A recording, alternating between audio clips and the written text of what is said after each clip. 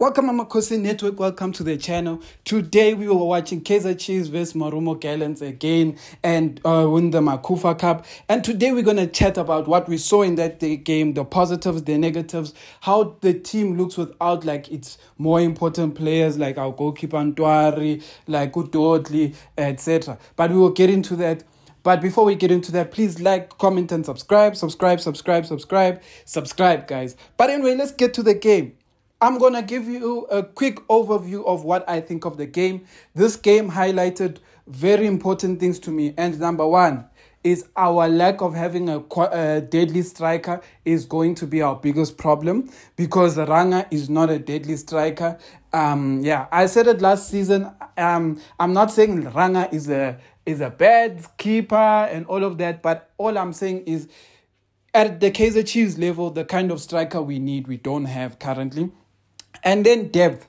We are lacking depth in our team. And for me, that is one of the biggest talking points in our team. We're lacking depth. Because the players that were given a chance today, no. I'm not happy with them, except maybe for Nkosi Ngcobo. Nkosi Ngcobo is the only player who showed me flashes. And that's the thing I like about Nkosi Ngcobo. But at the same time, I kind of understand why Nabi and them are struggling to find him a position at Kaizer Chiefs, just because Nkosi Ngcobo does not have the legs defensively. So defensively, Nkosi Ngcobo doesn't have the legs, but he is still one of the most talented players I have seen at Kaizer Chiefs, especially currently. But let's chat about what we saw in the first half. The first half was more of our better half. Duba was the player who seemed to be causing these guys a lot of problems. Duba had some good chances or movement of the ball, and he actually did well. They were finding him, but the only problem with Duba is the same problem I have with Ranga. These guys were missing one-on-ones. And this is a funny thing I'm going to say. In the previous seasons, we had players who were missing one-on-ones because they were just not hitting the target. But funny enough, this season, these players are hitting the target, but it's just not a shot that actually troubles the keeper. Why am I saying this? Ranga keeps getting chances and he shoots them directly at the keeper. So keepers technically don't even have to dive for Ranga's shots. They don't have to dive for Duba's shots. They just stand where they are. The ball goes to them. It hits them. It goes out. So that's the one thing I'm picking up. Duba is actually one of his better games. I would personally highlight this game as Duba's best game in a Kaizer Chiefs shirt this season, because the runs that he was making on the right were very good for me. I think he was actually our best attacking player at some point in this game. But my only problem with Duba is just like finishing and sometimes decision making. But other than that, I think he was one of the better players. Then if I take it to another player, Ranga, guys, Ranga misses chances. So a part of me was like, you know what? Let me go back to the goals he scored and the chances he's been missing. And let me try figure out what is going on with Ranga Chivavero. And I've realized Ranga Chivavero is the kind of player who is a kind of striker who has trust in his shot, but he's not what I would call the best finisher. Now understand what I'm saying. Ranga, I think, has been beating a lot of keepers just because his shots have power. And because his shots have power, he tends to either hit the first shot, the keeper tries to block it, it goes back to him, he scores it. Or Ranga has this thing of, he hits the first shot and he hits it so hard that the keeper can't really make a proper save. It hits him and then it goes back into the pole. The reason I'm saying this in this game, Ranga kept shooting at the keeper. Like the keeper here was just standing in one position and Ranga was finding the keeper. He was not giving the keeper a challenge in terms of having to dive. He was just giving the keeper a challenge in terms of saving a powerful shot. And we all know keepers tend to know how to save a powerful full shot than a shot that has good placement. And that's what's happening with Ranga. And my point of today is I don't think Ranga is a top finisher.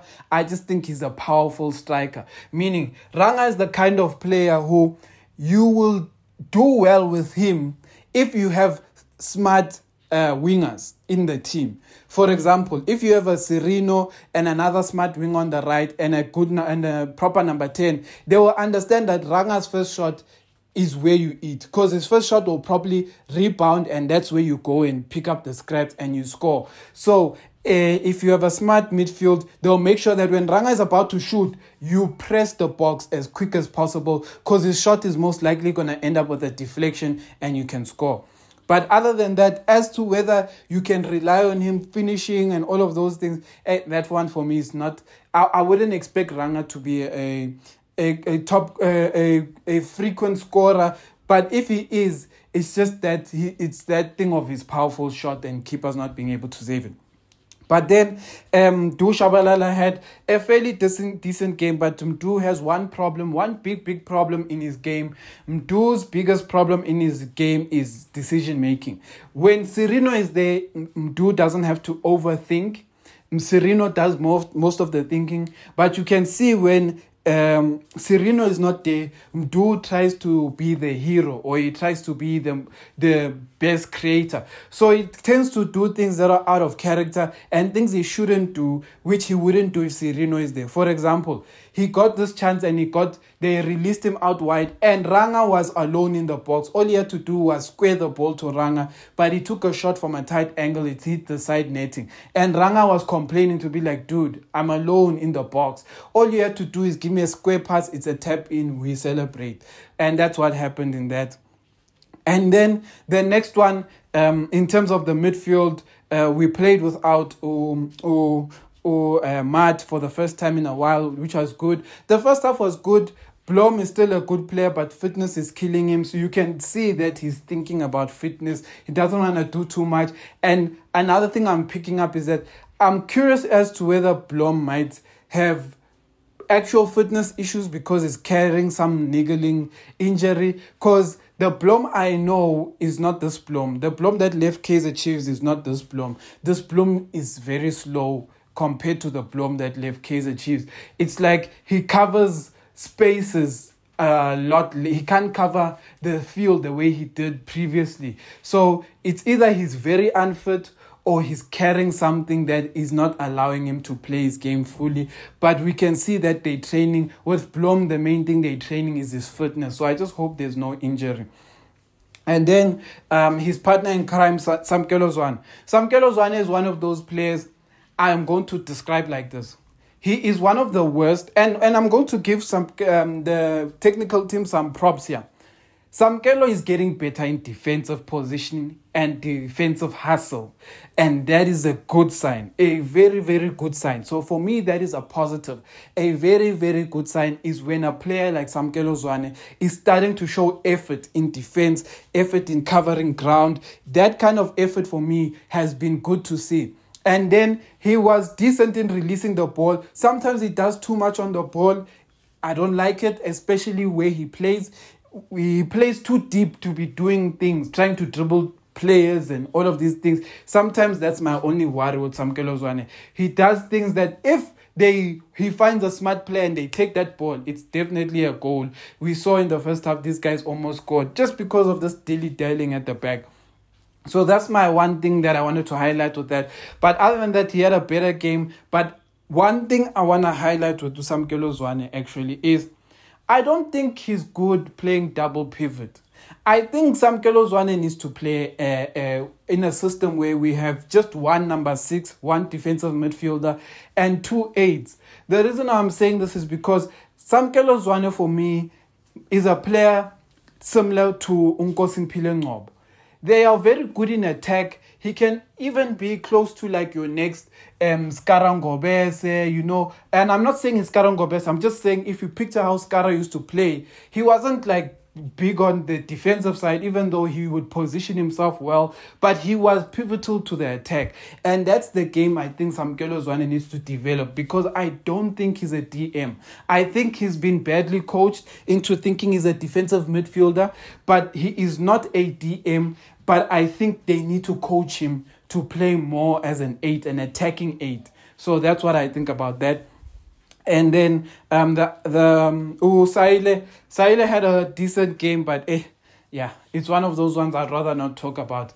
You guys know my stance on Cross. I don't rate Cross as a high quality left back. His side is always exposed. Cross is the one of the players who has to slide the most in the game, just because it's his last hope, it's his last ditch attempt to stop the ball. Cross slides from left to right to middle center to bottom left, jam early. But then I don't get what's like Cross. If Cross finds smart players or a fast player, Cross's day is over, because this guy on the left was just going at Cross. He was just going at Cross, and the only thing Cross has with him is that Cross is a one of the, let's say, above average in terms of intelligence, but another thing is that Cross is strong. And Cross, you know how a lot of this is a wide characteristic I've seen. White players tend to not have this thing of giving up. Cross doesn't give up. If you beat him once, he'll come back. If you beat him twice, he'll come back. That is the one thing Cross has for him. But in terms of being a good left back, he is not. And even that, I'll jump on to Bongani Semo came in. Also not a good left back. I think our weakness in our back four is definitely our left back position. Right back, we only know Frosler. We haven't seen Solomons.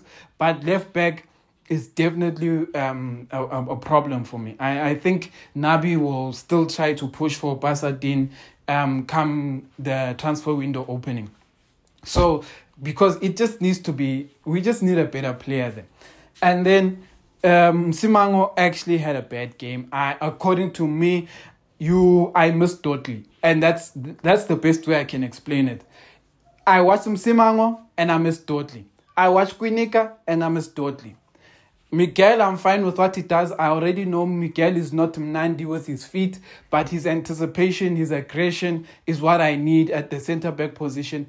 But Msimango and Quinica, they just made me miss Dudley today, and it made me realize how important Dudley is to our back four. And it made me realize why in the previous seasons we weren't doing well. We were playing with people who just don't look at the quality of Miguel and Dudley. And with Miguel and Dudley, we see quality.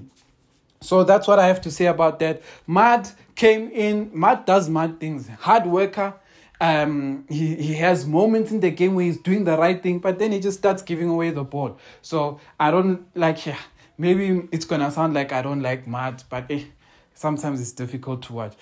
Look, I'll sum this game up by saying we have a lack of depth. The players that came on didn't really change the game. Sometimes I feel we have youngsters who need the right guidance in our team. And I don't think the youngsters have good examples. Why do I say this? Cirino is a good example. But the thing is that who is the youngster playing Cirino's position? And there isn't one.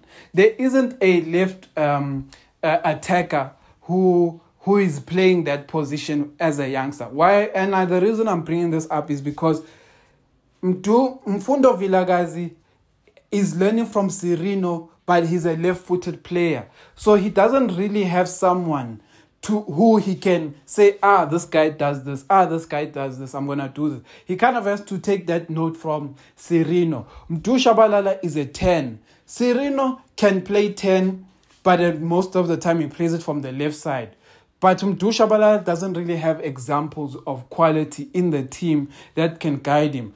Wandile Duba, his guidance is who? Ranga Chivavero. But Ranga Chivavero is not a good guide. It's not a good reference point. Why I'm saying this is that our youngsters just look up because they don't have good references. Cirino has upped the quality, so I think they're getting there. They're going to start taking some things away from Cirino. But at the same time, you can tell without Cirino in the team doesn't, you're not confident that the team will score as much as when Cirino is there. It's weird to say. And it's not like when Cirino is there, I expect Cirino to score. But I just feel like Cirino will make the right pass at the right time. That will just make it very easy to score for that player getting the ball. But without Cirino, it just feels difficult. It feels like there's a lot of effort that has to go in order for us to score. That's all I have to say. Amakhosi for life.